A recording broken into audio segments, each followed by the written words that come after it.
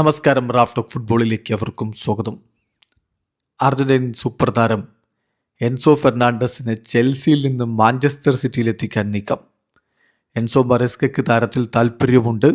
അത് റോഡ്രി ബാഴ്സലോണയിലേക്ക് പോകുന്നു എന്ന തരത്തിലുള്ള വാർത്തകൾ വരുന്നതിന് മുമ്പേ തന്നെ, റോഡ്രി മാഞ്ചസ്റ്റർ സിറ്റി വിടും എന്നതിന് മുമ്പ് തന്നെ എൻസോ മറസ്ക ആഗ്രഹിച്ച കാര്യമാണ്. അപ്പോൾ ഈ ഡീൽ നടക്കുമോ എന്നുള്ള ചോദ്യത്തിന് ഫബ്രീസിയോ റൊമാനോ നൽകുന്ന മറുപടി, ഡീൽ ഡിപ്പെൻഡ്സ് ഓൺ പ്രൈസ്. അത് പ്രൈസിനെ ആശ്രയിച്ചിരിക്കും.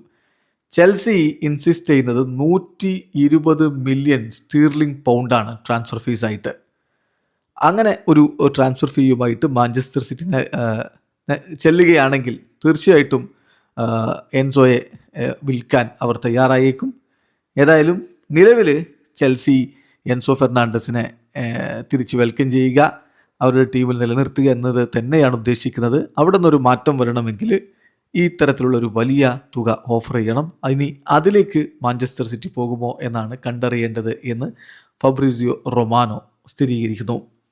അതേസമയം ഗാസ്നെഡൂൽ, അർജന്റീനയിൽ നിന്ന് പ്രമുഖ മാധ്യമ പ്രവർത്തകൻ ഗാസ്നെഡൂൽ റിപ്പോർട്ട് ചെയ്യുന്നത്, മാഞ്ചസ്റ്റർ സിറ്റിക്ക് എൻസോ ഫെർണാണ്ടസിൽ വളരെ കോൺക്രീറ്റ് ആയിട്ടുള്ള താല്പര്യമുണ്ട്.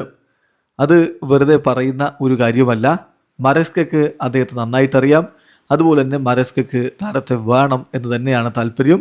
എൻസോയുടെ ഫ്യൂച്ചർ വരും ദിവസങ്ങളിൽ തീരുമാനിക്കപ്പെടും.